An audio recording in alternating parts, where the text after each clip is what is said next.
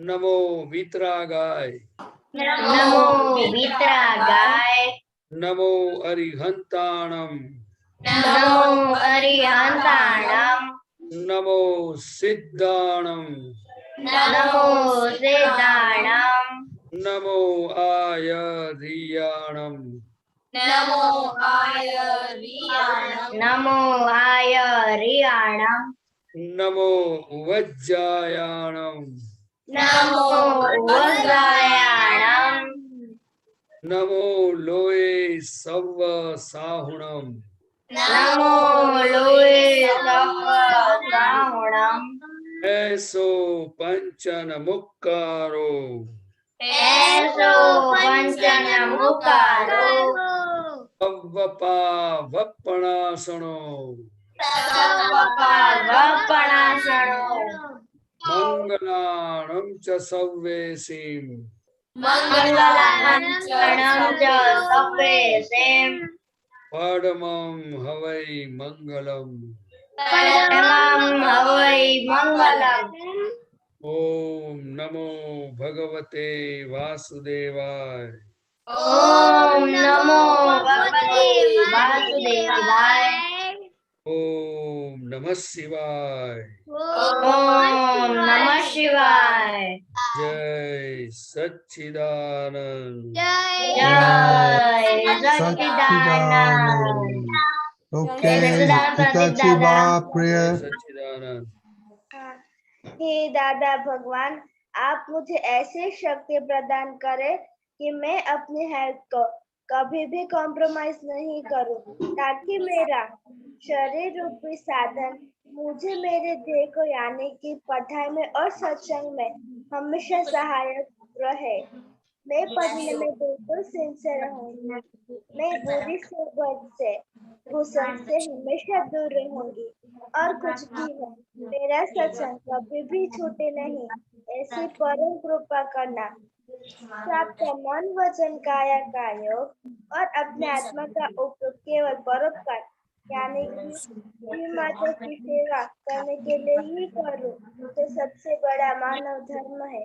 मैं हमेशा अपने स्वयं के और अन्य सभी लोगों के साथ के जीवन व्यवहार में विश्वास पात्र, नैतिक और शुद्ध बनी रहूंगी, ताकि मैं बराबर दादा भगवान की तरह मैन ऑफ पर्सनालिटी बन पाऊं। जय सच्चिदानंद। जय सचिन वेरी गुड खुशी अहमदाबाद आपका टर्न है कॉल ओके प्रतिभानंद जी थोड़ा इन लोग का एक्सपीरियंस सुनेगा एक्सपीरियंस Okay. में नव कलम कितनी दफा किया असीम जय जयकार किया किसी का अहम डुबाया और खाने में सब लिखते हैं कि सब खाते हैं तो खाने में आप सब सब्जी खाते हैं जो मम्मी बनाता है करेला तुरिया वो बोलने का ओके को के पोल मारता है देवन की जैसा ओके ओके वो बोलने का ओके हेचरी दीदी हाँ, जय सच्चिदानंद। आज मैंने 9 कलम 3 बार की थी और मैंने कीर्तन भक्ति मम्मी और हिदा के साथ 10 मिनट की थी। मैंने आज किसी का हम नहीं दुखाया और मम्मी जो भी सब्जी बनाती है वो मैं खा लेती हूँ। वेरी गुड गीता दीदी सेम रिपोर्ट। जय सच्चिदानंद। ओके वेरी गुड ताक्षी बा जय सच्चिदानंद। आज मैंने किसी को भी हर्ट नहीं किया है।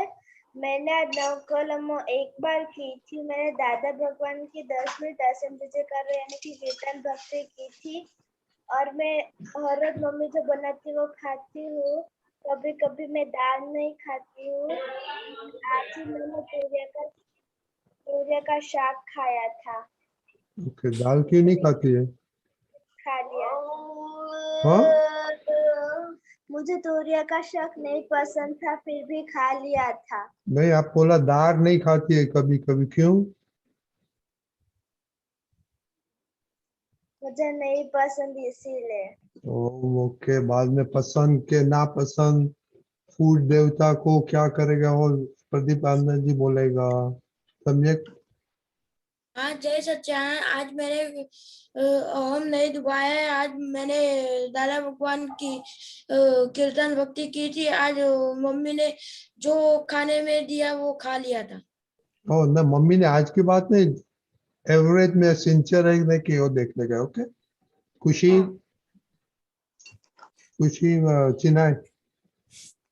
हाँ, मैंने आज किसी का भी अहम नहीं, करिश्मा का अहम दुखाया था। और कीर्तन भक्ति मैंने दीदी के साथ 15 मिनट्स बोला था। और मम्मी जो भी खाना देती है मैं रोज खाती हूँ। क्या हुआ करिश्मा के साथ, क्या हुआ? वो फिर से लड़ाई करने लग गई मुझसे। कौन बड़ी कौन है? मैं तो करिश्मा, हाँ, आज मैंने प्रेयर करा था। और मैंने मम्मी को, खुशी दीदी को, पापा को आम दबाया था। क्या बुलाया था? मम्मी और खुशी दीदी पापा को आम दबाया था मैंने। क्या किया है आपने? क्या किया था? गुस्सा दिलाया था मैंने। अभी वो उसमें सुधारना पड़ेगा। ओके, नहीं तो खाना बंद करना पड़ेगा। मोनिका, हाँ, आज मैंने किसी का अहम नहीं दबाया। और मैंने आज दादा भगवान का असीम जय जयकार 30 मिनट किए। और मैंने आज 9 कलम 2 बार बोले थे। और मम्मी ने जो जो खाना दिया मैंने वो खाया था। ओके। प्रहर, सच्चिदानंद। आज मैंने कीर्तन भक्ति मम्मी के साथ नहीं की थी, पर सत्साधन सुबह उदय उसके साथ ही की थी। 9 कलम 2 बार। और मम्मी का जो हम डुबाया था और क्या हो खा गया लिया अभी? था। मम्मी जो दिया था वो खा लिया था। मम्मी को क्यों दिया? अब हम दुआया था। उसने पढ़ने के लिए बोला था और मैंने नहीं सुना। और तो मुझे नहीं पढ़ना था। हर दफा वही होता है, नहीं सुनने का। तो क्या करेगा आपको? क्या? आप हर दफा आप नहीं सुनते मम्मी का, तो क्या करेगा आपको अभी? मैं अब सुनूंगा उसका और पढ़ाई में और ध्यान दूंगा। नहीं, मम्मी के साथ वो जो करने का है। ओके, खुशी भी, खुशी अहमदाबाद। जय सच्चिदानंद। जय सच्चिदानंद। मम्मी जो भी सब्जी देती है और दाल बनाती है तो मैं खा लेती हूँ। और आज मैंने 9 कलम में 1 बार की है और कीर्तन भक्ति दीदी के साथ 15 मिनट्स की है। ओके, दीदी दीदी। हाँ जय सच्चिदानंद। आज मेरी 9 कलम 3 बार हुई है। आज मैंने किसी का अहम नहीं दुभाया है। और आज मेरी कीर्तन भक्ति 15 मिनट हुई है। और मैं मम्मी जो भी खाने में देती है वो मैं सब फिनिश कर देती हूँ। देवम, जय सच्चिदानंद। आज मैंने 9 कलम की थी और कीर्तन भक्ति मैंने 10 मिनट्स की थी। और आज मैंने मम्मी का होम डुबाया था। क्या हो गया था मम्मी के साथ? मुझे खेलना था और मम्मी ने कहा कि पढ़ने बैठ, तो मैं फिर रूठ गया और फिर मैं पढ़ने बैठ गया था। ओके, और ये खाना खाते हैं क्या? पोलम पोल चलती है? नहीं खाता हूँ अभी तो। सब सब्जी खाते हैं? सब नहीं, अभी मैं मम्मी जो बनाती है तो मैं टेस्ट करूंगा अभी। करूंगा तो ये देवा हो। You to be sincere. हम हाँ। देवता के साथ, हम देवता की you to be sincere. Kashyap भाई। हाँ। आज है सच्चिदानंद। मैंने आज 9 कलम और 3 बार की थी। किसी का हम नहीं डुबाया था मैंने। और कीर्तन भक्ति 10 मिनट की थी। ओके, नेमियो।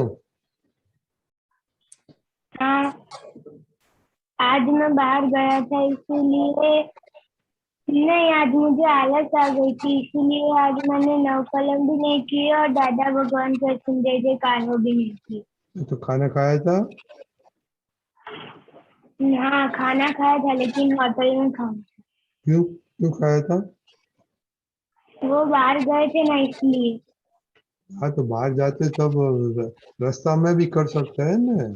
दादा भगवान को तो याद करने का है। श्रेया। हाँ। जय सच्चिदानंद। 9 कलम मैंने 2 बार की है, एक बार अब सोते पहले कर लूंगी। कैप्सिकम, कैरेट, कैबेज मुझको नहीं पसंद था और वो वेजिटेबल्स है तो भी मैंने खा लिए थे।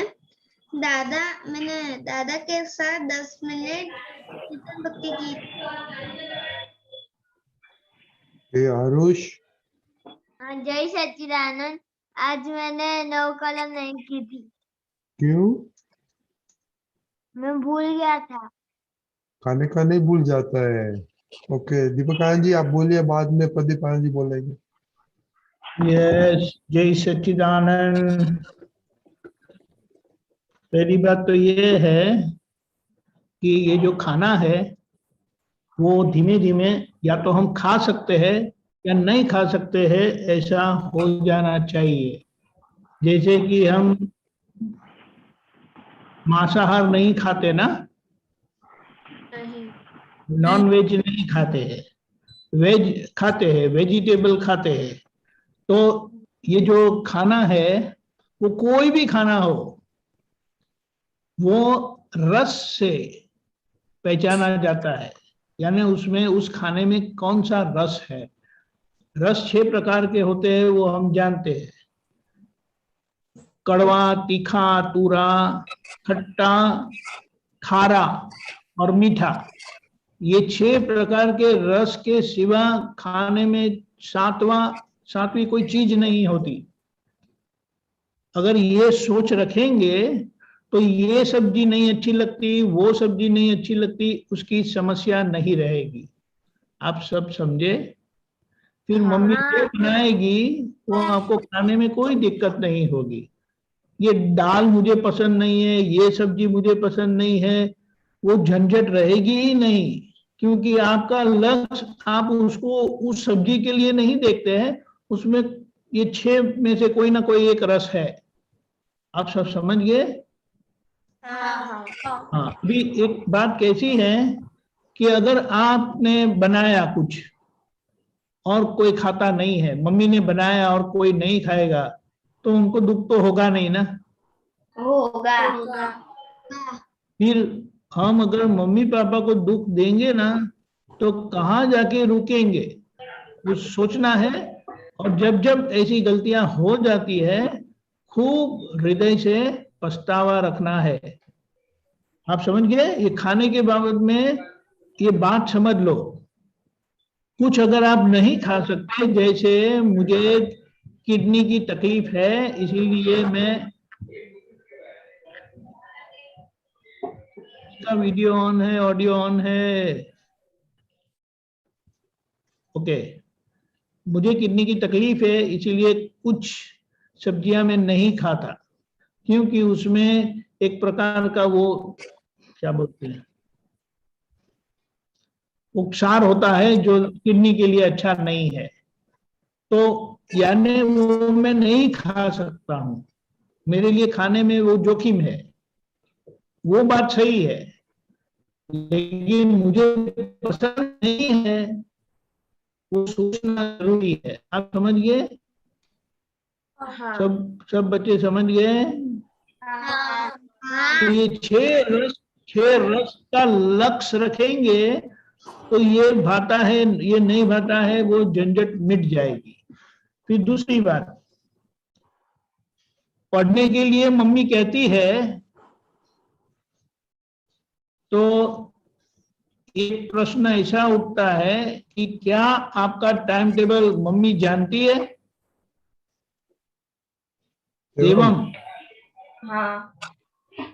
मम्मी आपका टाइम टेबल जानती है? नहीं जानती है, नहीं जानती है। अगर वो जानती है तो आपको खेलने के टाइम में पढ़ने नहीं बोलेगी कभी। और अगर आप टाइम टेबल फॉलो नहीं करते हैं तो पढ़ने के टाइम पर आप खेल रहे हैं। समझ में आया? यानी आप ही टाइम टेबल ब्रेक करते हैं और मम्मी का सुनते नहीं है। यानी 2 गलती होती है, एक तो आपने आपका टाइम टेबल तोड़ा वो, और दूसरा आपने मम्मी का नहीं सुना वो। हाँ आप समझ गए? हाँ समझने की जरूरत है, समझ में आ गया तो अपने आप से हमारा व्यवहार ठीक हो जाएगा। सब समझ गए? हमें करना नहीं करने की झंझट नहीं है, करना नहीं करने की का झगड़ा नहीं है। अगर आपने टाइम टेबल बनाया है तो आपको उसको फॉलो करना है। और अगर आपका खेलने का टाइम है और मम्मी बोलती कि पढ़ने बैठो, तो मतलब यह है कि मम्मी को आपका टाइम टेबल पता नहीं है। आप सब समझ गए? आपका टाइम टेबल मम्मी को जानना चाहिए। और वो मम्मी देखेगी कि अभी ये पढ़ने का टाइम है और ये बच्चा खेलने जा रहा है, तो उसे बोलना चाहिए कि नहीं बोलना चाहिए मम्मी को? हाँ बोलना चाहिए। देवांग, आप तो इतने अच्छे हाँ। बड़े बच्चे हो, समझ गए? हाँ बात समझ लेना है, समझेंगे तो गलतियां कम होते बंद हो जाएगी। हाँ ये बात है। और फिर ये जो कंटाला आता है ना, वो कहाँ गया, वो निमिल बोला ना, आलस आलस आ गई, तो उसको धीमे धीमे करके हमें जीतना है। हम ये सुबह में प्रार्थना करते हैं, आप सब लोग ये प्रार्थना करते हो, सुबह हमने बुलाई वो दादा, हाँ दादा, हाँ, करते ये जो हैं। हमने अभी बच्चे लोग पूछा था बोलो ना, कि डेली प्रेयर बोलते हैं। Hello, am I audible? Yes मेरी यस आवाज यस, आती है? सब बोलते हैं, हाँ बोलते हैं। अभी अभी आपने अभी जो ये हमने चेकिंग किया ना, 9 कलम ईगो, फूड और कीर्तन भक्ति, ये सुबह की प्रार्थना ये बोलते हैं कि नहीं? ये प्रार्थना में कितनी बार बोलनी है? ये 3 गोल वाली 2 बार। 2 बार बोलनी है ना? तो अगर वो प्रार्थना रखेंगे तो हमारी गलतियां धीमे धीमे कम होती जाएगी। 9 कलम तो है ही, लेकिन उसमें जो ये सब रखा है तो वो भी ध्यान में रखना है। फिर ये आलस नहीं आएगी, धीमे धीमे वो निकल जाएगी। समझ गए? हाँ जय सच्चिदानंद। कैसे से प्रहर, आपको प्रहर सुना दीपकांत जी ने क्या बोला? सुना मैंने। अगर आपने मम्मी आपका टाइम टेबल जानती है? नहीं जानती है? जानती है। तो फिर आपने टाइम टेबल फॉलो नहीं किया, उसका मतलब ये हुआ ना, 2 में से एक है, या आपने टाइम टेबल फॉलो नहीं किया या मम्मी नहीं जानती टाइम टेबल। और अगर आप टाइम टेबल फॉलो नहीं करते हैं तो मम्मी को हक है बोलने का, पढ़ने बैठो, कि नहीं बोले तो चलेगा? नहीं। समझ गए ना? समझने में मजा है। एक बार समझ में आ जाएगा ना तो अपना व्यवहार बड़ा अच्छा हो जाएगा, और आप भी खुश रहेंगे, मम्मी भी खुश रहेगी। मम्मी को डांटना क्या अच्छा लगता है? आप सोचो ना, मम्मी अगर डांटती, आपको किसी को डांटना है तो अच्छा लगता है? नहीं। किसी को अच्छा नहीं लगता है, लेकिन बात समझ लेना है। ये समझ में आ गया तो हमारा व्यवहार पक्का हो जाएगा, आचरण पक्का हो जाएगा। जय सच्चिदानंद। कैसे? और प्रहर, आपका टाइम टेबल किधर पोस्ट किया है? आपका टाइम टेबल किधर पोस्ट किया है? किया था। हाँ, तो वॉल पे किधर पोस्ट करो तो आप देख सकते हैं, मम्मी देख सकते हैं। ओके, ठीक है, कर दूंगा। हाँ, वेरी गुड, थैंक यू। तो अभी प्रदीप आनंद जी, ये जी। दीपिका ने बोला कि ध्यान रखेंगे तो गलतियों कम होगा, तो गलतियों कम होगा तो फायदा क्या होगा? गलती कम होगी तो फायदा यही होगा कि उनकी प्रगति होगी, वो आदर्श मानव बन सकेंगे, उनका आदर्श जीवन हो सकता है। इसीलिए दादा भगवान की तरह आपको इंसान बनना है, तो ये छोटी छोटी जो गलतियां हैं वो जब भी हमें पता चले तो वो गलतियों से हमें छुटकारा मिलना चाहिए, महीना के हमें पुरुषार्थ करना चाहिए। वो गलतियों को जैसे ही आपको पता चले तो उसको सपोर्ट करना नहीं है। वो समझ हमारे पास होनी चाहिए। जितना आप सपोर्ट नहीं करोगे तो सब कमजोरियां चली जाएगी। बराबर। इसीलिए आदर्श इंसान तभी हम बन सकते हैं कि माइंड, स्पीच एंड बॉडी, मतलब के मन, वचन, काया के हर व्यवहार में हमें हमारी गलतियों को ढूंढना होगा। और ये गलतियों को जब हमें पता चले तो वो गलतियों को सपोर्ट करना नहीं है, तभी हमारा छुटकारा हो सकता है।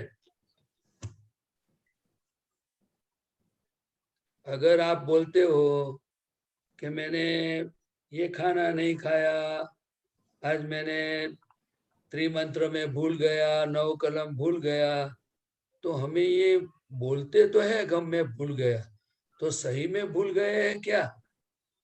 वो हमें ढूंढना चाहिए कि नहीं ढूंढना चाहिए? हाँ, ढूंढना कोई चाहिए। डांटने वाला नहीं है, नुकसान दूसरों किसी को नहीं है। दादा भगवान कहते कि you are whole and so responsible. अगर किसी ने कुछ भी गलती किया और उसका प्रायश्चित नहीं किया और गलती को छुपा दिया, उनको पता नहीं चला, फिर भी उसका रिजल्ट आने वाला है। इसीलिए हमें ये जो दीपक आनंद जी बोल रहे हैं, तो ये सत्संग में सिर्फ हमें समझना है कि गलती कौन सी किस तरह की होती रहती है। जो हम गलतियों से छुटकारा नहीं पाएंगे तो हमारा जो लक्ष्य है वहां हम कैसे पहुंच सकेंगे? पढ़ाई में गलती करेंगे तो कैसे होगा? खाने में करेंगे तो बॉडी कैसा होगा? फिर प्रार्थना नहीं करेंगे तो हमारे में शक्ति कैसे आएगी? दादा की कृपा कैसे बढ़ेगी? तो हमें ये असीम जय जयकार क्यों बोलना है, 9 कलम क्यों बोलना है, ये सब जो सब समझने का सब्जेक्ट है। और ये समझ जितनी आती जाएगी तो दादा भगवान ने बताया कि आपको फिर गलती का सवाल ही नहीं आता है। देखो, हम कभी खड्डे में गिरते हैं, जानबूझकर कोई गिरता है, तो उनको पता है। अगर समझो गैस के आगे आ जाओगे, अगर गैस के अंदर आप अग्नि में हाथ डालोगे, नहीं। आपको पता है कि जल जाएगा। हम गलती नहीं करते, हम कोई ना कोई साधन से चीज को उतारते हैं। आप समझे ना? वैसे हमें हर चीज का सॉल्यूशन है, जो हम ढूंढेंगे तो मिलेगा। तो अभी हमें हमारी कमजोरियों का सॉल्यूशन लाना है। आपको थोड़ी बात समझ में आई? हाँ। मम्मी का हम डुबाया, पप्पा का हम डुबाया, तो फिर आपको अंदर फीलिंग क्या हुआ? आपने बोल दिया सबके बीच में तो बहुत शक्ति है आप में, लेकिन फिर भी और एक शक्ति की जरूरत है कि भाई मम्मी का हम क्यों डुबाया मैंने, उसमें मुझे क्या फायदा हुआ? ऐसे करने की क्या जरूरत है? अपने खुद को बोला, आपने खुद को डांटा नहीं। दादा भगवान क्या कहते थे? अगर जब भी आपको आपकी गलती का एहसास हो जावे तो अपने खुद को पनिशमेंट देना चाहिए। वो कैसे पनिशमेंट देना, वो गलती के हिसाब से होता है। अब ऐसे करके भी दे सकते हो, ऐसे करके भी दे सकते हो, और कोई बार ऐसी गलती हो जावे तो उनको एक बार खाना भी नहीं देने का और पूरा दिन उसको शक्ति मांगने का, फिर ऐसी गलती करना नहीं है। जैसे अगर कोई आप फ्रेंड्स है, ब्रदर है, मदर सिस्टर है, छोटे होते हैं, अगर कुछ गलती करते तो अपने उसको शिक्षा करते कि नहीं करते? उनके साथ बोलते नहीं है, ऐसा करते हैं ना? तो वैसे हमारे साथ भी हमें ये व्यवहार सीखना होगा कि गलती जैसे पता चली तो प्रायश्चित करना, शक्ति मांगना, फिर से गलती करे तो और कोई सॉल्यूशन लाना होगा, तभी हम ये गलतियों से छुटकारा पाएंगे। लेकिन ये तो दादा भगवान ने बताया कि खुद को पनिशमेंट देना चाहिए। दूसरा क्या अपने को पनिशमेंट देगा? जो दीपक आनंद जी ने बताया ना कि कोई आपके पर गुस्सा करता है तो आपको कैसा लगता है? तो हमें गुस्सा नहीं करना चाहिए। देखो, फर्स्ट स्टैंडर्ड के जो लोग होते हैं, फर्स्ट स्टैंडर्ड ए ग्रेड के जो व्यक्ति होते हैं, वो कैसे होते हैं? कोई गलती करता है, वो उनकी दृष्टि में आया या सुना, तो उसमें से वो सीख जाता है कि ऐसी गलती मुझे नहीं करनी है। सेकंड क्वालिटी, जो गलती हो जाती है फिर बाद में वो पछतावा करता है और डिसाइड करता है कभी ऐसी गलती नहीं करना है। आप समझे? और थर्ड क्वालिटी का स्टूडेंट्स होता है, वो गलती करता है, उनको पता नहीं चलता है, लेकिन कोई बोलेगा कि आपने गलती किया तो वो सुनेगा हाँ हो गया, लेकिन उसको अंदर कुछ इफेक्ट नहीं होता है। उनको ऐसा ही लगता है मैंने कुछ किया ही नहीं है। अपने कौन से स्टैंडर्ड में जाना है, कौन सी ग्रेड में जाना है?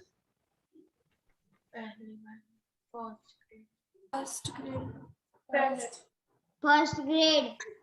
तो फर्स्ट में जाना हो, ये तो दादा भगवान सब बताते थे, वो मैं आपको बोलता हूँ, ये मेरा नहीं है कुछ। दादा भगवान हर चीज में, इसीलिए उन्होंने एक सेंटेंस बताया, वो बोलते थे कि ये वर्ल्ड की ऑब्जर्वेटरी है। क्या बताया दादा भगवान? क्या बोलते थे कि ये वर्ल्ड की, मतलब वो खुद के लिए बोलते थे, एम पटेल के लिए, वर्ल्ड की ऑब्जर्वेटरी है। ऑब्जर्वेटरी में क्या आता है? ऑब्जर्वेशन के कौन कर सकता है? आप बोलो, ऑब्जर्वेशन में सीखना मिल सकता है कि नहीं मिल सकता है? आप बताओ। हाँ, मिल सकता है। मिल सकता है। हाँ, ऑब्जर्वेशन है ना, उनको गुजराती में बोलते हैं निरीक्षण, पर परीक्षण नहीं। ख्याल आया ने? હવે हिंदी में परीक्षण को क्या बोलते हैं दीपक आनंद जी?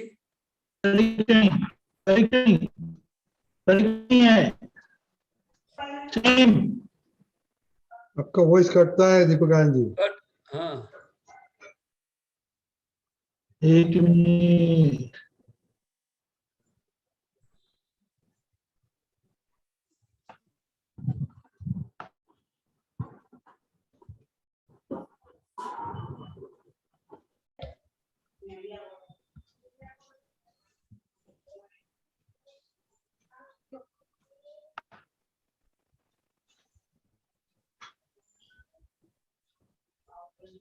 दीपक आनंद जी,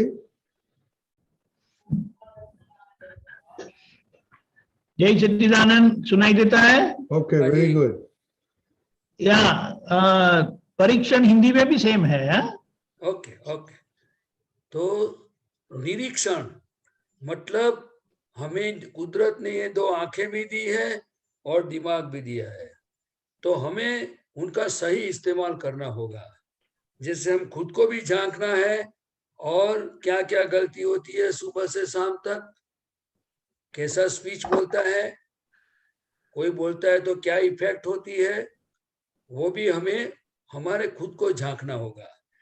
और कई बार ऐसा है कि हम सबके साथ है, तो लोगों के साथ भी देख के उसमें से हमें सीखना होगा।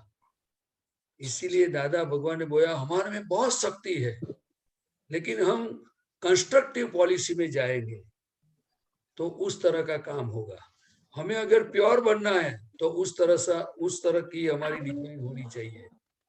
तो आगे बढ़ना है तो चाहे गलती हो गई, लेकिन हमें डिसाइड करना होगा कि दोबारा ये गलती नहीं करना है। आप समझे? और खुद को कभी कभी उनको क्या बोलते हैं, उनको सजा भी करनी चाहिए, लेकिन इतनी सजा नहीं करने की, तो इतना पनिशमेंट नहीं देने का कि फिर वो हिल जावे, लेकिन थोड़ा थोड़ा प्रैक्टिस करना चाहिए। आज आप ये बच्चे तो बहुत सशक्त है, स्ट्रांग है। एक्सरसाइज करते हो आप लोग?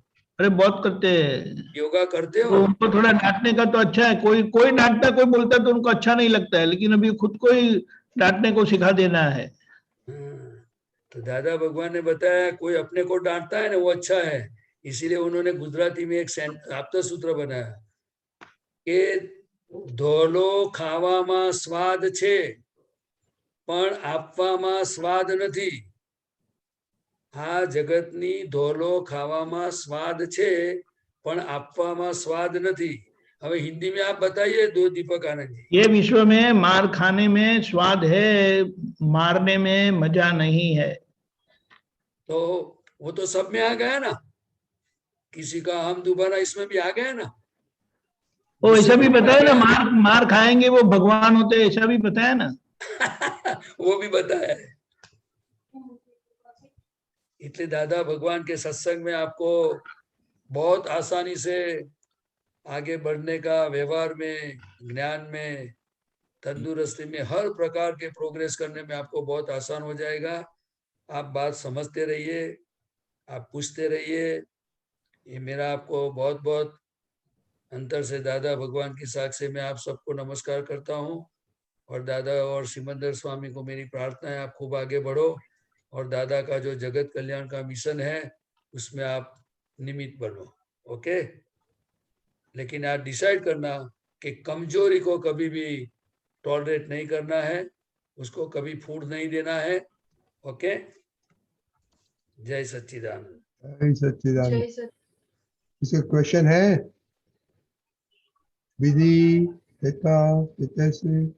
पिता से. ओके. जय सच्चिदानंद. खुशी क्वेश्चन नहीं. ओके. ओ एक क्वेश्चन आ गया. अब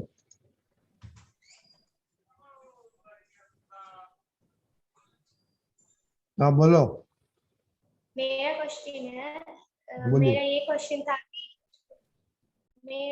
क्वेश्चन था कि जो भी कोई भी मुझे डांटता है तो मैं उसे दुख लगता है, बहुत ज्यादा दुख हो जाती हूँ, दुखी. आपको दुख लगता है? हाँ, कोई भी पापा डांटती है तो बहुत दुख होता है. तो हमें ये ढूंढ निकालना चाहिए कि ऐसी क्या गलती हो गई कि पापा को डांटना पड़ा. पोल हमेशा कहता है कि क्यों डांट रहे हैं पापा.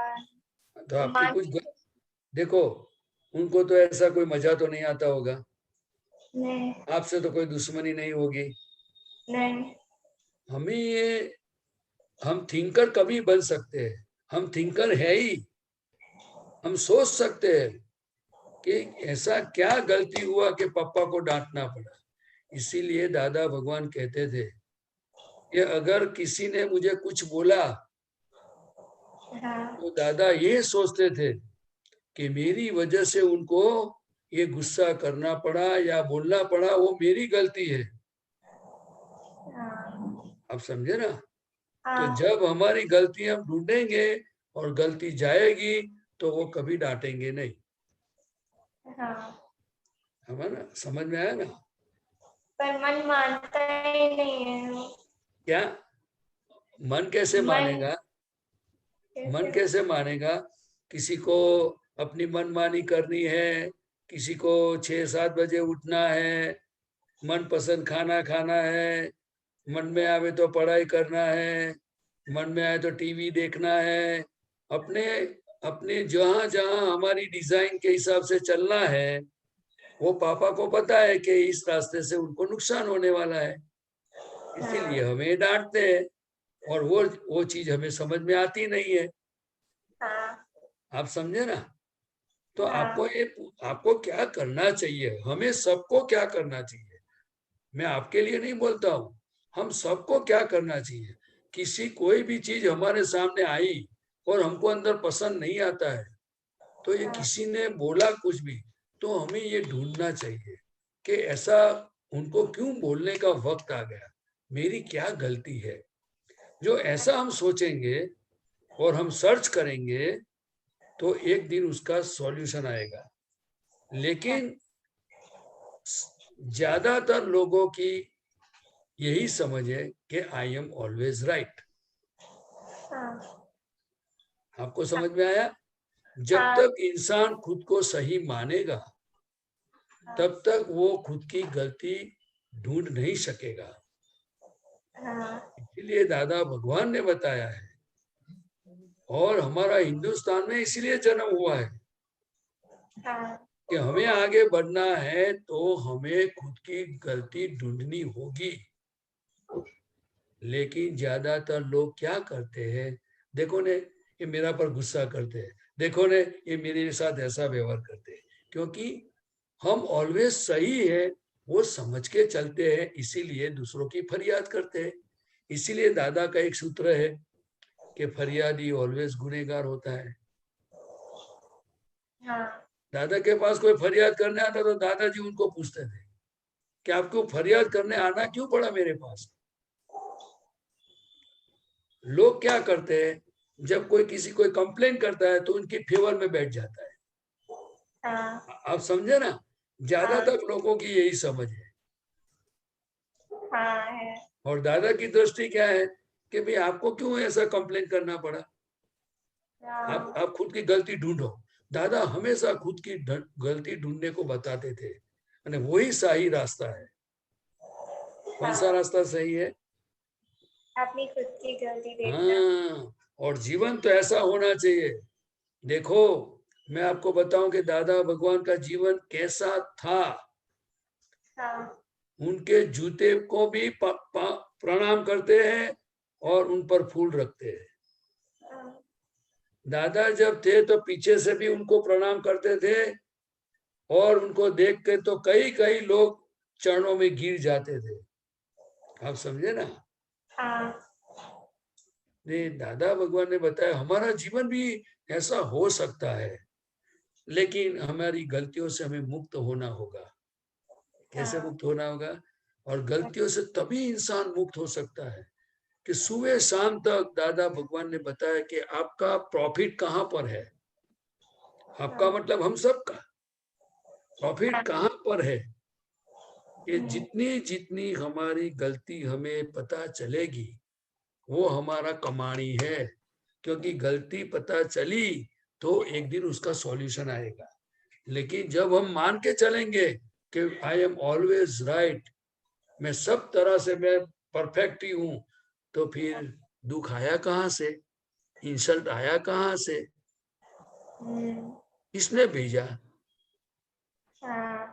आप समझे ना?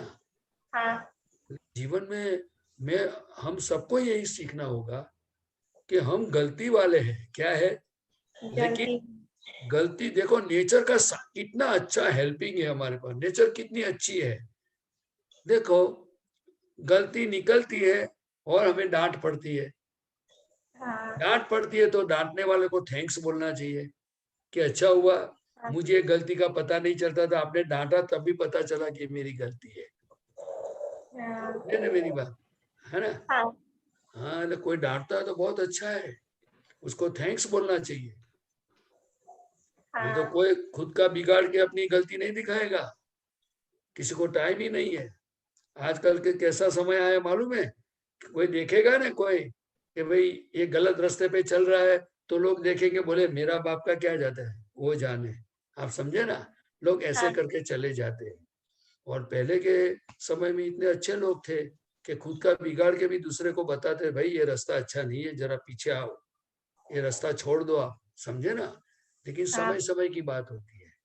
लेकिन कोई डांटे तो हमारे हर जहां भी आपको इंसल्ट मिले, डांट मिले, कोई भी तकलीफ आए तो खुद की गलती ढूंढने का प्रयास करो और दादा से शक्ति मांगो, दादा मेरी गलती मुझे ढूंढनी है। तो एक दिन आप अच्छे इंसान हो जाओगे, आपके गलती सब निकल जाएगी। मेरा यही गोल है। मैं पूछा था, मेरा यही गोल है कि जितनी भी गलती मेरी दिखे, बोलने में, खाने में, सोचने में, बुद्धि में, कहीं भी मेरी गलतियां दिखे तो मैं खुश हो जाता हूँ। क्यों? कि दादा के सामने रखने के लिए मैं जो फूल तो मेरे पास होते नहीं है, तो मैं गलतियां रख देता हूँ और बोलता हूँ इतनी इतनी गलती हो गई दादा, इससे छुटकारा पाइए, मुझे चाहिए। आप समझे ना? तो एक दिन हमारा काम हो जाएगा। जैसे बुखार आती है तो डॉक्टर दवाई देते हैं, तो फिर ठीक हो जाते हैं ना अपने। तो फिर खाने पीने का मजा आता है कि नहीं आता है? तो इसी तरह गलतियां निकल जाएगी तो जीवन जीने में अच्छा मजा आएगा। आप 100% सेफ हो जाओगे। भय निकल जाएगा। क्या निकल जाएगा? भय नहीं रहेगा अपने में। बहुत शक्ति खिलेगी, बहुत शक्ति खिलेगी। उसको खुमारी बोलते हैं। क्या बोलते हैं? कुमारी। खुमारी मतलब के दादागिरी नहीं, लेकिन ऐसी खुमारी रहती है, मतलब कि चलो किसी को अपने दुख देने की अपने वीकनेस नहीं रही, किसी के प्रति लालच नहीं रही, आप समझे ना? हाँ तो खुद का सुख अंदर से आएगा। बराबर? हाँ खूब आगे बढ़ो। आप बहुत युवान है, आपकी उम्र में हमको आपसे बड़ी उम्र में दादा भगवान मिले थे, और आपको इस उम्र में दादा की बात सुनने को मिलती है, तो आप पीछे लग जाओ। लेकिन सिंसियर इन टू स्टडी, घर में, काम में, व्यवहार में, हर जगह पे थोड़ी थोड़ी बात समझ लेना। ओके? हाँ, ऐसा जीवन में रखने का, कोई अंडरलाइन करने की हिम्मत नहीं करना चाहिए। मेरा जीवन ऐसा नीट एंड क्लीन होना चाहिए। क्या दिक्कत है इसमें? आप बताइए, क्या दिक्कत है? अपने को चोरी नहीं करनी है, अपने को झूठ नहीं बोलना है, अपने को किसी को उल्ला गुल्ला नहीं करना है, किसी से मारा मारी नहीं करनी है, किसी का मर्डर नहीं करना है, कोई गलत काम नहीं करना है, तो फिर डर किस बात का? आप समझे ना? हाँ, एक बात बताता हूँ। रद्दी भाई 2 मिनट लाओ। हाँ बोलो, बोलिए। दादा भगवान के एम पटेल के अंदर जब दादा भगवान ज्ञान स्वरूप प्रकट हो गए, तो दादा भगवान ने क्या सोचा होगा, क्या बोला होगा?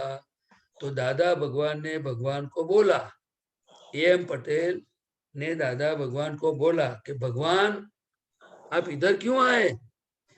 दूसरी जगह पे जाना चाहिए ना आपको। तो भगवान ने क्या बताया कि मैं सब जगह पे जाके आया, लेकिन कोई जगह पे प्रकट होने का मन हुआ, मतलब कि लगा नहीं मुझे यही जगह पसंद आई, तो मैं यहाँ प्रकट हो गया हूँ। आप समझे? तो हम सब छोटी छोटी गलतियों से हम मुक्त हो जाएंगे, तो फिर भगवान को बोलना पड़ेगा कि आप प्रकट हो जाओ। है? जैसे सूरज पर से, आज बारिश का मौसम है, घने काले बादल आते हैं, छोटे बादल भी आते हैं, लेकिन जैसे सूरज नारायण पर से बादल चले जाते हैं, तो उनका प्रकाश कितना अच्छा आता है इस पृथ्वी पर। आता है कि नहीं आता है? हाँ, तो ऐसे हमारे में गलतियों के बादल पर अंदर आ गए हैं सब। आप समझे ना? तो हमें एक एक को, ये बादल को जैसे हटते जाएंगे, कमजोरियां हटती जाएंगी, तो भगवान प्रकट हो जाएंगे। मतलब कि अपना सुख हमें अनुभव में आएगा। आप समझे? अभी शुरू ऐसा करो कि किसी को दुख नहीं देना है, जो मिला वो खाना है, अच्छी तरह से पढ़ाई करनी है। जैसे आप बोलते हो मुझे कुसंग से दूर रहना है, तो कुसंग से हमें समझना होगा कि कुसंग कहाँ से आता है। आप समझे ना? सब चीज समझनी तो, क्योंकि ये सत्संग में समझने की बात है। कुसंग आंख से भी आता है, कुसंग कान से भी आता है। आप समझे ना? तो आंख से कैसे आता होगा, कान से कैसे आता होगा? हाँ, गलत सुनते हैं तो आता होगा। में फिर बाद में, ये सब्जेक्ट थोड़ा लंबा है, सभी आप तो पुत्रों को आप लाभ लेना, लेकिन इस उम्र में आप ऐसे तैयार हो जाओ कि खुमारी के साथ जीना है हमें। बस हमें प्योर बनना है। क्या बनना है? प्योर बनना है। बस जितना हो सके इतना अच्छी पढ़ाई करनी है। मेरा जीवन ऐसा होना चाहिए जैसे अगरबत्ती खुद जल जाती है, फिर उनकी सुगंध आती है कि नहीं पूरी रूम में? आप अगरबत्ती जलाते हो कभी कभी? हाँ, जलाती हूँ। तो हमें देखना चाहिए, एक अगरबत्ती हम जलाते हैं, वो खुद जल के खाक हो जाती है, लेकिन उसकी महक, उनकी फ्रेग्रेंस पूरी रूम में आती है। जो वहां से चल के जाता है, मोगरा, केसर, गुलाब, वो खुश हो जाता है कि नहीं? हाँ, होता है। अगरबत्ती कभी नहीं बोलती कि मैं जल के खाक हो गई, बस सिर्फ वो जली जाती है। इसी तरह हर इंसान को जो अगर जीवन में सुखी होना है तो घर में, संसार में, समाज में हम इसी तरह हमारी समझ के साथ जिए, हम जल जाए और फिर उनकी सुवास पूरी विश्व में फैल जाए। देखो दादा कैसे जीवन जिए, महावीर भगवान कैसे जीवन जिया, कृष्ण भगवान ने कैसे जीवन जिया, राम ने कैसे जीवन जिया। आज लोग हरे राम करते कि नहीं? करते ना। हाँ, वो कहते नहीं था कि मुझे हरे राम कहो, आप समझे ना। तो इसी तरह हमें ये हिंदुस्तान में अच्छा जीवन मिला है, दादा का सत्संग मिला है, तो हम बस एक अगरबत्ती की तरह हम कैसे जल जाए। बस जल जाना मतलब कि धीरे धीरे करके मेरा जीवन श्वास उश्वास में मैं किसी को काम आ सकूं। इसीलिए कविराज ने एक पद भी लिखा है, किसी को काम जो आए उसे इंसान कहते हैं, किसी का दर्द अपनाए उसे हम याद करते हैं। ठीक है मोनिका? जय सच्चिदानंद। मोनिका, अभी दीपक प्रदीप दादा ने क्या बोला वो सोचना, कल बताना हमको, ओके? कि क्या बोला था कल बताना, ठीक है? ओके, जय सच्चिदानंद। मिलिंद भाई, मिलिंद भाई। हाँ, जय सच्चिदानंद। रजनी दादा जय जय सच्चिदानंद। दीपक आनंद जी जय जय सच्चिदानंद। सच्चिदानंद। हाँ बोलो। सच्चिदानंद। जय सच्चिदानंद। हाँ, प्रश्न હવે છે પ્રદીપાનંદજી। જય સચ્ચિદાનંદ। जय सच्चिदानंद। મન વચન કાયાની ટેવો અને તેના સ્વભાવને હું જાણું છું અને મારા સ્વસ્વભાવને પણ હું જાણું છું। હવે આ વાક્યમાં મન વચન કાયાની ટેવો અને તેના સ્વભાવને જાણું છું એ તો સમજાય છે, પણ મારા સ્વભાવને પણ હું જાણું છું, તો જે જાણનાર છે એનાથી પણ કોઈ છે ને ઉપરી, એવું કઈ થયું? હા, એટલે એને દાદા ભગવાને એવું કહ્યું કે ઉપયોગ ઉપર ઉપયોગ। એ સમજાવો થોડું વિશેષ। ઉપયોગ ઉપર ઉપયોગ એટલે અત્યારે આપણે મહાત્માઓને ઇન્ટ્રીમ ગવર્મેન્ટ છે, એટલે પ્રજ્ઞા શક્તિ છે। શું છે? પ્રજ્ઞા અત્યારે આત્મામાંથી છૂટી પડેલી પ્રજ્ઞા શક્તિ છે। એ પ્રજ્ઞા શક્તિથી આપણને જે જાગૃતિ હોવાથી આપણને બધું જ્ઞેય સ્વરૂપે દેખાય છે કે મનમાં વિચાર કેવો આવ્યો, વાણી કેવી છે, તેવો કેવી છે, પછી બધું આપણને જણાય છે। બરાબર છે? હવે એ જે પ્રજ્ઞાને જે જાણે છે, પ્રજ્ઞાનો જે સ્વભાવ છે જોવા જાણવાનો, એટલે એની ઉપર શુદ્ધાત્મા પદ છે, એનાથી આગળનું પદ છે, એને ઉપયોગ પર ઉપયોગ કહેવાય। શું કહેવાય? ઉપયોગ પર ઉપયોગ। હા, એ છેલ્લી દશા છે। તો સાહેબ એ છેલ્લી દશા પ્રજ્ઞાની વાત જે કરી તમે, તો શુદ્ધાત્માનો સ્વભાવ જોવા જાણવાનો નહીં, પણ પ્રજ્ઞા રૂપે અત્યારે આપણામાં આવ્યું છે ને। જો શુદ્ધાત્મા એને લક્ષ્ય કહેવાય, ભાન થયું। હું શુદ્ધાત્મા છું એ ભાન થયું। બરાબર, એબ્સોલ્યુટલી રાઈટ। એટલે અત્યારે આપણને શબ્દ જ્ઞાન મળ્યું, એટલે કે મોક્ષની બાઉન્ડ્રીમાં આપણે આવી ગયા। બરાબર। હવે હું શુદ્ધાત્મા છું એ તો ભાન થયું, તો કે આ મન વચન કાયા હું નથી। બરાબર? હા, બરાબર, એબ્સોલ્યુટલી રાઈટ। પણ દાદા ભગવાને શું કહ્યું તો કે હવે તમે શુદ્ધાત્મા થઈ ગયા, એટલે હવે તમારો વ્યવહાર કોણ ચલાવશે? તો કે ભાઈ આ વ્યવસ્થિત શક્તિ ચલાવશે। બરાબર? પણ વ્યવસ્થિત શક્તિ તમારો વ્યવહાર ચલાવશે, પણ હવે આ જે પ્રજ્ઞા નામની શક્તિ છૂટી પડી ને, જે આત્માથી, આત્મામાંથી પ્રજ્ઞા નામની શક્તિ છૂટી પડી, એટલે હવે શું કરશે તો કે તમને મોક્ષ બાજુ લઈ જશે। બરાબર, એ તમને કેવળ જ્ઞાન તરફ લઈ જશે। શું કરશે?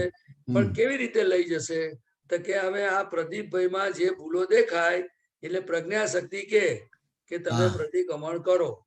શું કે? પ્રતિક્રમણ કરો। હવે એ જે પ્રજ્ઞા શક્તિ જે ફાઇલ નંબર 1 ને જે બોલે છે, જે ઇન્સ્ટ્રક્શન આપે છે, બરાબર, પછી શું બને છે શું નહીં એને પ્રજ્ઞા જાણે છે, અને પ્રજ્ઞાની ઉપર ઉપયોગ છે બીજો એના ઉપર થોડી વિશેષ વાત કરો. એ ઉપયોગ પ્રજ્ઞા ઉપર, ઉપયોગ ઉપર ઉપયોગ એટલે કે ફૂલ સ્ટેજ કહેવાય ને. શું કહેવાય? એબ્સોલ્યુટ. હા, અત્યારે આપણે હજુ તો શુદ્ધાત્માનું ભાન થયું છે અને અત્યારે પ્રજ્ઞા શક્તિ જાગૃત થઈ છે. એ પ્રજ્ઞા શક્તિ જેમ જેમ એના કયામાં આજ્ઞા પાડતા જઈશું ને બધું તેમ તેમ થતું જશે ને આ બાજુ ચોખ્ખું થશે બધી ફાઇલોનો નિકાલ, તેમ તેમ પછી પ્રજ્ઞા શક્તિને શુદ્ધ અરે આત્મા એક થઈ જશે. શું થઈ જશે? એટલે એને કેવળ જ્ઞાન સ્વરૂપ કહેવાય. શું કહેવાય? હા, કેવળ જ્ઞાન સ્વરૂપ. પછી ત્યાં શબ્દ ના રહ્યો, પુરુષાર્થ ના રહ્યો, કશું ના રહ્યું. બરાબર બરાબર. એટલે આપણી આ ઇન્ટ્રીમ ગવર્મેન્ટની ફૂલ ગવર્મેન્ટની યાત્રા છે. આજે નવી જ વાત જાણવા મળી સાહેબ. આ તો નવી નહીં, આ છે જ. આવું નહીં છે તો ખરું જ, પણ આપણે બોલતા હતા ત્યારે આ થોડું ઓબ્ઝર્વ કર્યું ત્યારે મને ખબર પડી કે તો કોઈક તો હોવું જોઈએ એના ઉપર કે હું મારા સ્વ સ્વભાવને પણ હું જાણું છું. હા, એટલે શું ને, પછી પોતે પોતાને જાણે અને પરને પણ જાણે. એને સ્વપર પ્રકાશક કહેવાય. શું કહેવાય? ઓહો, સ્વપર પ્રકાશક. હા, હું સ્વપર પ્રકાશક એવો શુદ્ધાત્મા છું. એટલે દાદા ભગવાને શું કહ્યું કે તમને જે મેં જ્ઞાન આપ્યું છે એ પૂરેપૂરું આપેલું છે. બરાબર છે. એટલે કે તમને આપ્યું છે તો મેં કેવળ જ્ઞાન જ આપેલું છે, કેવળ દર્શન જ આપેલું છે, પણ તમને પચે નહીં. સાથી કે હવે તમારે આ બધો ફાઇલોનો બધી પેન્ડિંગ રહી ને, એટલે કે જેમ જેમ તમે શુદ્ધ ઉપયોગ પૂર્વક રહેશો, જાગૃતિ પૂર્વક રહેશો, આજ્ઞાનું પાલન કરતા જશો, એમ બધું તમને અનુભવ થતો જશે. બરાબર, ખ્યાલ આવ્યો? Absolutely right.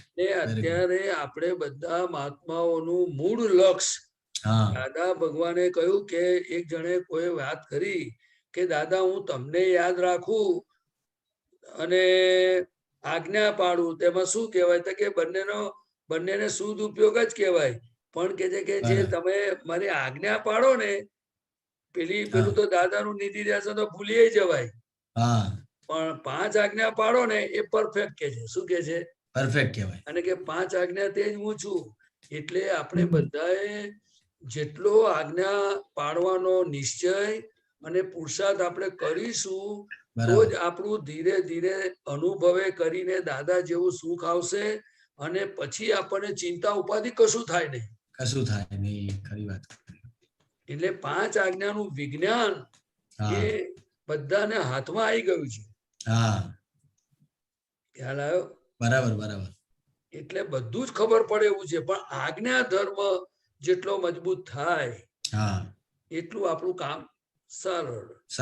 દાદા ભગવાન કે છે જો ભાઈ આ તો મેં તમને બોધ બીજ આપ્યું અને હવે તમને 5 આજ્ઞા તો મેં વાડ રૂપે આપી છે. એવું આમ દાખલો આપતા હતા કે વાડ રૂપે આપી છે મેં, અને તમને વાડ એટલા માટે આપી છે કે નાનો છોડવો હોય ને તો કે બકરો ત્યાંથી જતો આવતો હોય ને તો ચાઈ ખાઈ કે છે. એટલે આ વાડ છે ને, એટલે જ્યાં સુધી 5 આજ્ઞાનો છોડવો મજબૂત થઈ જાય, એની જાત પર સ્ટ્રોંગ મોટો થઈ જાય, પછી વાડ ના હોય ચાલે.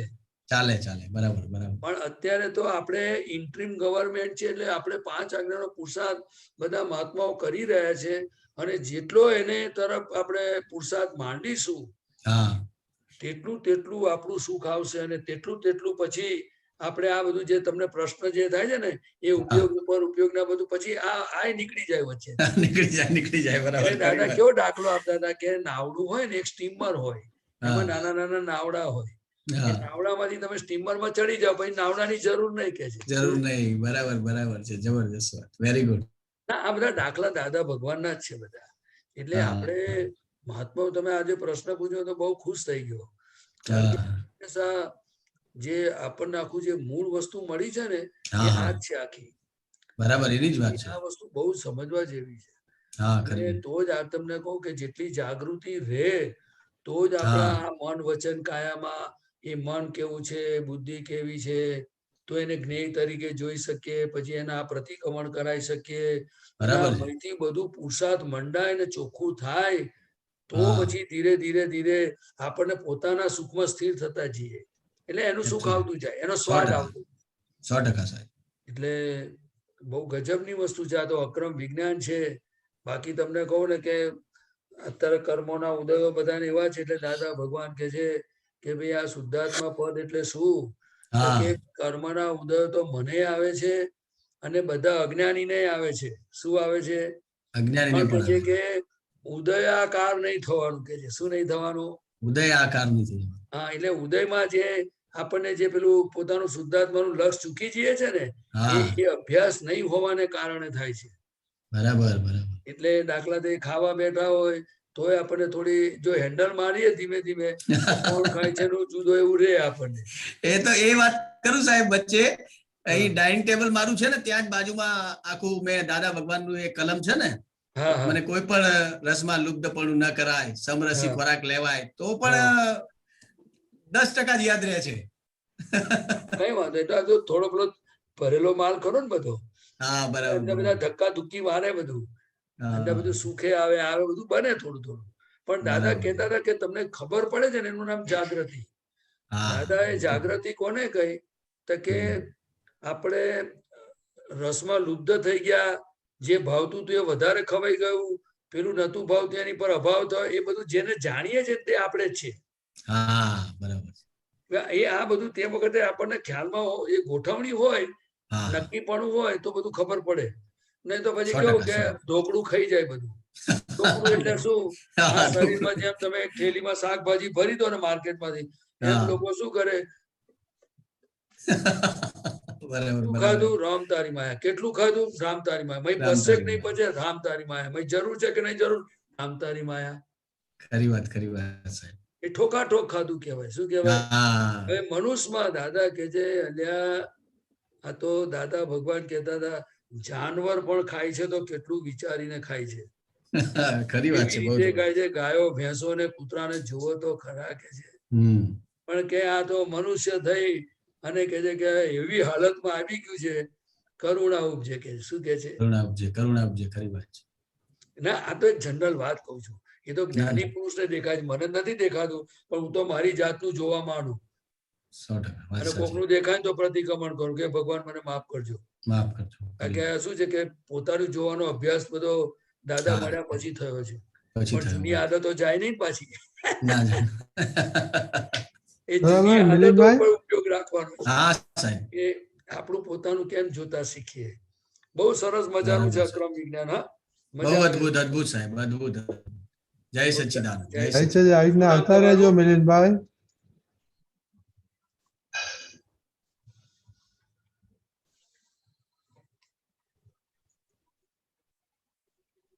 અમીબેન, जय सच्चिदानंद प्रदीप आनंद जी, जय सच्चिदानंद સચ્ચિદાનંદ. दीपक आनंद जी, जय सच्चिदानंद रजनी अंकल।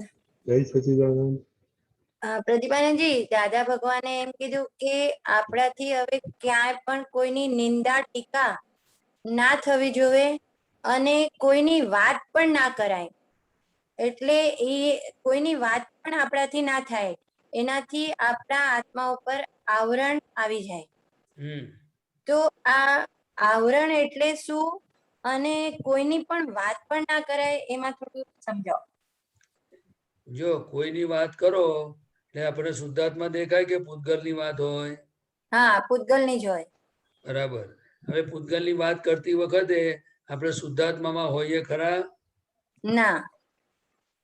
ના હોઈએ. બરાબર છે. તમે સાચી વાત ને? કારણ હા. કે એટલી બધી આ કાળમાં આપણી પાસે જાગૃતિ હજુ ઉત્પન્ન થયેલી નથી. જ્ઞાનથી થયેલી છે, પરંતુ બધા વાદળા આવે છે એટલે આપણે જાગૃતિ રહેતી નથી, હાલી જાય છે. બરાબર?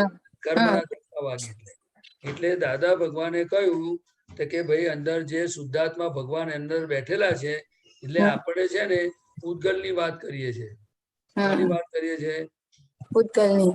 હવે મોક્ષે જવું હોય એને શું કરવાનું હોય? બરાબર. આજ્ઞામાં રહેવાનું હોય. હા. કે ભાઈ સામેવાળાએ દાખલા તરીકે ખોટું કામ કર્યું તો આપણે વાણીથી બોલાતું હોય દાખલા તરીકે, તો પછીથી આપણે પાછળથી કરેક્ટ કરવાનું ને કે ભાઈ એ માણસ છે આવો બરાબર છે, આવું કરતો તો આવો છે તેવો બધું બરાબર, પણ એ તો શુદ્ધાત્મા છે, એ તો એનો ભરેલો માલ હતો. એ આપણે પછી દાખલો કરેક્ટ કરવો જોઈએ કે ના કરવો જોઈએ? હા, કરવો જોઈએ. અને પછીથી દાખલા તરીકે પ્રતિક્રમણ કરાવવું જોઈએ ને. હા, કરાવવું જોઈએ. દાદા ભગવાને શું કહ્યું કે નિંદા ન કરવી જોઈએ એવું લક્ષમાં રાખવાનું. ખ્યાલ આવ્યો? કે એનું પરિણામ શું છે કે આપણા ઉપર કર્મોના આવરણ આવે એટલે આપણને ગુનો લાગુ પડે. પોઈન્ટ સમજ્યા ને ટૂંકમાં? હા, સમજાય. હમ એટલે કે આપણું સુખ આવે નહીં, આપણે મોક્ષે જવું તો ના જવાય. એટલે બરાબર. દાદાએ કહ્યું કે તમે આ જગતને કરતા જોશો નહીં. મેં હમ શુદ્ધાત્મા ભગવાન બેઠા છે અને કદાચ આ ખોખાનું વર્તન સારું ના દેખાય અથવા હમ કંઈ પણ તમને ગૂંચ પડી જાય તો તમે પછી એને ચોખ્ખું કરજો કે છે. શું કે છે?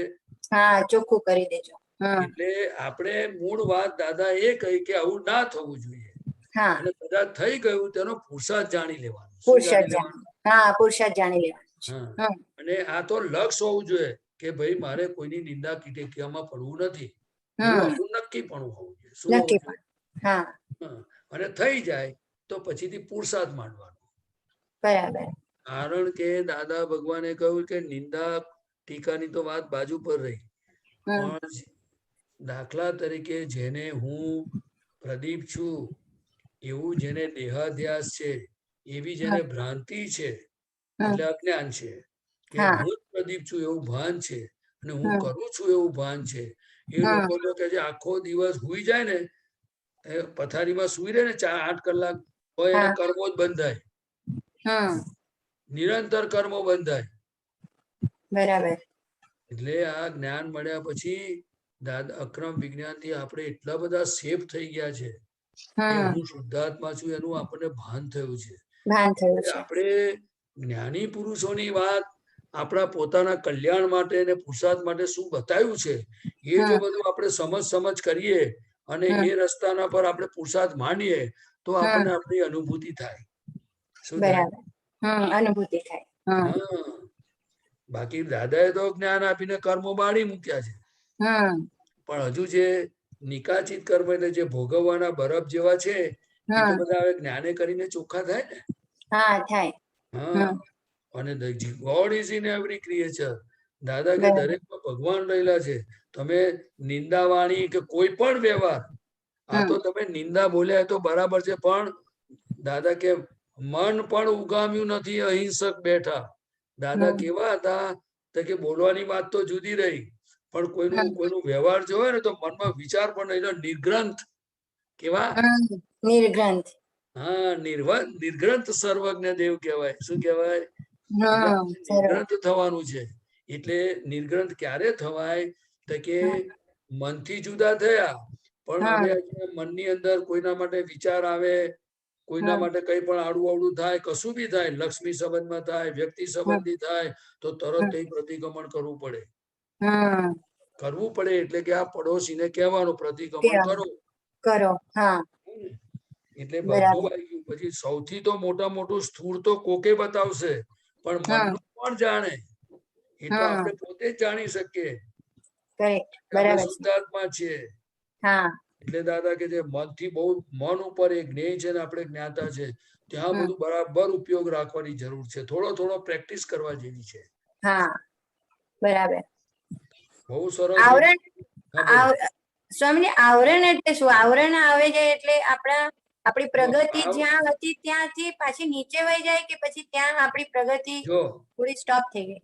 ના, જો જ્ઞાન લીધેલા મહાત્માઓને આવરણ ના આવે, પરંતુ જે આવરણ ખસતું હતું, જે કર્મ ખરતું હતું, નિજરા થતું હતું, એ નિજરા થાય નહીં. બરાબર. એટલે પોતાનું સુખ આવે નહીં. અને આવરણ આવે એટલે કે દાખલા તરીકે તમે પ્રતિક્રમણ કરે નહીં, આ ના કરે, બધું ના કરે, એટલે અજ્ઞાનીઓને તો રીતસર આવરણ જ કર્મનો બંધ જ પડે ને. બરાબર. ખ્યાલ આવ્યો? અને આપણે ચોખ્ખું કરવાનું બાકી રહે. એટલે જે આપણને નફો થવો જોઈતો હતો, જે આવરણ ખસતું હતું અને કેવળ જ્ઞાનનો અંશ ખુલતો હતો, એ ખુલતો બંધ થઈ ગયો. રાઈટ, બરાબર. ખુલ્યો નહીં, એમ એવું ને એવું પેન્ડિંગ રહ્યું. પેન્ડિંગ રહ્યું. તમને ખ્યાલ આવ્યો ને? આવી ગયો. બરાબર. એટલે એને દાદા ભગવાન એવું કહ્યું કે હવે તમને જે આત્માનું સુખ આવતું હતું, એ સુખનો અનુભવ થાય નહીં. એટલે આપણે બધું આજ્ઞા અને સેન્ટરમાં બને ત્યાં સુધી રાખવા જેવી છે. બરાબર. અને દાદા કે છે કે આજ્ઞામાં ના રહેવાયું ને ચૂકાઈ ગયા તો ફરી નિશ્ચય કરવાનો અને પ્રતિક્રમણ કરાવવાનું. પહેલામાં સહેલી 5 આજ્ઞા છે, પણ એને મહિનો દાડો એની પાછળ લાગવું પડે. આપણા લોકો મોબાઈલ શીખવા પાછળ પડે છે. કોમ્પ્યુટર આવ્યું નવું નવું તારે એને શીખવાના ક્લાસ કરે છે. હમ ગાડી શીખવા માટે 1 મહિનાના ક્લાસ કરે છે. હમ જર્મની શીખવું હોય તેના ક્લાસ કરે છે. બરાબર છે. કારણ કે મારે જર્મની જવાનું છે, હમ પણ મોક્ષે જવાનું છે હમ એના માટેની જે 5 આજ્ઞાનો ક્લાસ કરવાનો છે હમ એ કઈ જઈને કરવાનો. બરાબર. એટલે આવું છે બેન, તમે સમજી ગયા? હા, પણ આમાં એ સ્વામી આજે લાસ્ટ જે દાદાએ કીધું કે કોઈની પણ વાત પણ આપણાથી ના થાય. એટલે વાત એટલે હવે નોર્મલી વાત તો થતી જ હોય કોઈના કોઈની તો આપણી સાથે. એટલે આમાં એવી રીતે કે આપણે નિંદા તરીકે વાત નથી કરવાની, પણ નોર્મલ વાત હોય એ ચાલે. જો કોઈ પણ વાત કરવા પાછળ કારણ તો હોય કે નહીં? હોય, હેતુ તો હોય. હા. બીજી વાત કે તમે કોઈની વાત કરો એમાંથી મયથી સુખ આવે છે કે નહીં એ કેવી રીતે ખબર પડે? હા. બીજું કે તમે કોઈની વાત કરીએ છીએ આપણે તે વખતે પ્રિજ્યુડાઇઝ થઈને કરીએ છીએ કે નહીં એ કેવી રીતે ખબર પડે? હા, બરાબર. હા. એટલે દાદા ભગવાને કહ્યું કે આ તો જેમ જેમ જાગૃતિ વધે ને તેમ તેમ ખબર પડે કે આ વાત કરવા પાછળ શું શું કારણો છે બધા અંદર. કારણો અંદર પ્રકૃતિમાં શું શું પડ્યું છે. શું શું પડ્યું છે, બરાબર. હા. હવે હું તો કહું જ્ઞાન લીધેલા મહાત્માઓને આ બધું રહ્યું નથી કશું, પણ એને પોતાની પ્રકૃતિનો અભ્યાસ તો રહ્યો ને. રહ્યો ને. હા, ઈ જ. આજે દાખલા તરીકે હું કોઈ એક્સ વ્યક્તિ માટે કશું બોલું કે ભાઈ આ માણસે આ બધું ખોટું કરે છે, આ બરાબર નથી, તો મારે અંદર હું સાચો છું એવું હોય તારે જ બોલું ને. ત્યારે જ બોલીએ આપણે. બરાબર છે. બીજું કે આપણે પૂછવાનું ને કે ભાઈ એ કરે છે વ્યવસ્થિત કરે છે, તારે શું પ્રોબ્લેમ છે ભાઈ? જે કરે છે તને શું? આપણે આપણી જાત જોડે વાત કરવી જોઈએ ને. કરવી જોઈએ. બરાબર છે. કે પ્રદીપભાઈ તમને કેમ ખૂચ્યું આ બધું? શું છે તમારે? પણ એવું કોઈ કરતું નથી ને. કરતા હોય તો મને ખબર ના હોય. એટલે ડગલે ને પગલે પુરુષાર્થ કેમ માનવો? એટલે દાદા શું કે છે કે હું શુદ્ધા નિશ્ચય નિર્ણયથી કેવળ શુદ્ધાત્મા છું. એ આપણે શુદ્ધ જ છીએ. અને આ મન વચન કાયામાં જે અશુદ્ધિ આપણે જ્ઞાન પહેલા ભરેલી છે એ અશુદ્ધિ સંજોગોના દબાણ બધા ભેગા થશે, સંજોગો એટલે બધી ખુલ્લી થશે.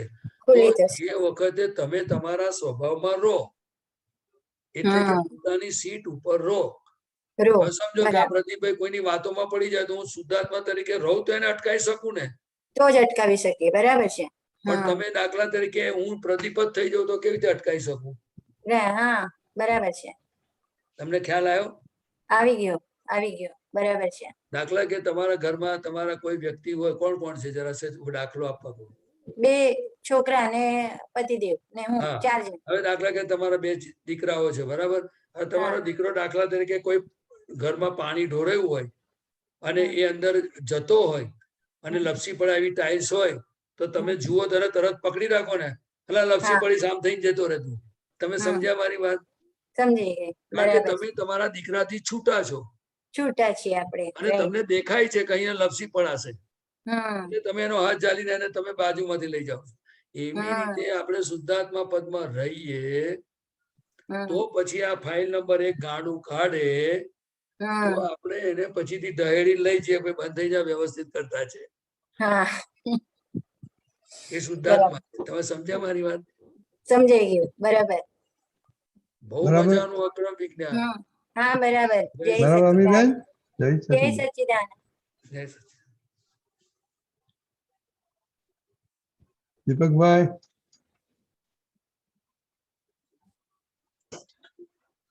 દીપકભાઈ. સચ્ચિદાનંદ. હા, બોલો. હા, જય સચ્ચિદાનંદ. જય સચ્ચિદાનંદ. હા, પાછળ તમને કનેક્શન પ્રોબ્લેમ ગઈકાલે પણ હતો. ચાલ્યા ગયા. તો ત્રિવાજી આપને કઈ કેવું છે? 2 મિનિટ. કે કેવું છે? 2 મિનિટ. તમારું શું ચાલી રહ્યું છે? ચાલી રહ્યું એટલે 2 મિનિટમાં તો અત્યારે એટલું જ છે કે સવારથી સાંજ સુધીમાં આપણે આ પ્રદીપ શું કરી રહ્યો છે અને એને કઈ કઈ વસ્તુઓમાં એને ગમતું ના ગમતું થાય છે અથવા તો કઈ જાતની ભૂલ કરે છે, ક્યાં આજ્ઞા નથી પાડતો, ક્યાં વ્યવસ્થિત ચૂકે છે, એ બધાનો પ્રોજેક્ટ અત્યારે મૂકેલો છે. અને એની અંદરથી ઘણું ખરું આખા દિવસ દરમિયાનમાં જે બધા વ્યવસ્થિત ચૂકાય, ફાઇલ ચૂકાય, રિલેટિવ રિયલ રહે તો બીજું ના રહે, એવું બધું ચાલ્યા કરે છે. પણ હવે એક નક્કી કર્યું છે કે હવે ચોખ્ખા થવું છે તો ભાઈ ક્યાં આજ્ઞા બહાર કેવી રીતે જાય છે એની ઉપર અત્યારે ફોકસ મૂકેલું છે. અને દાદાની કૃપાથી મેં જોયું કે નક્કીપણું કરીએ છીએ એટલે થોડી થોડી વારે આજ્ઞાના ટકોરા પડે છે અને રિલેટિવ રિયલ બધું ચાલ્યા કરે છે.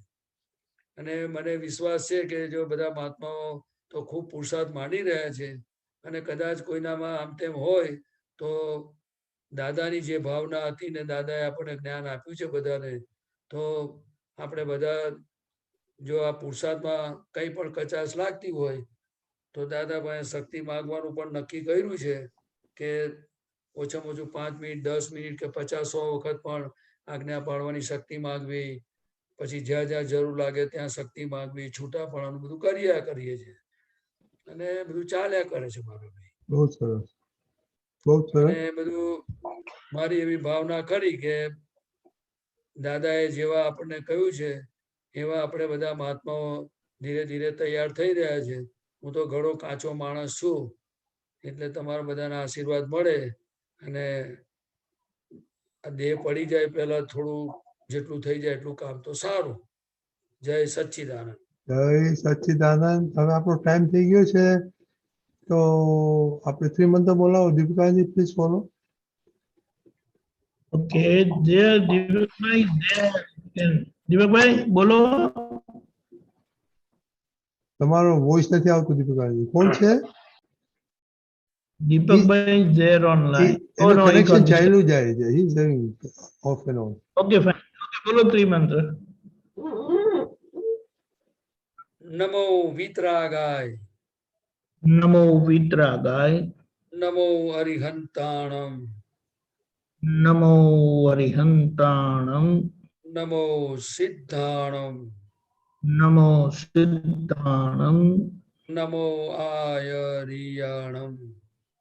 નમો આયરિયાણમ. નમો ઉવજ્જાયાણમ. નમો વજ્જાયાણમ. નમો લોય સવ સાહુણમ. નમો લોય સવ સાહુણમ. એસો પંચન મુક્કારો. એસો પંચન મુક્કારો. સવ પાવપણાસણો. સવ પાવપણાસણો. મંગલાણમ ચ સવ્વેશીમ. મંગલાણમ ચ સવ્વેશીમ. પરમં હવૈ મંગલમ. પરમં હવૈ મંગલમ. ઓમ નમો ભગવતે વાસુદેવાય. ઓમ નમો ભગવતે વાસુદેવાય. ઓમ નમઃ શિવાય. ઓમ નમઃ શિવાય. જય સચ્ચિદાનંદ. જય સચ્ચિદાનંદ.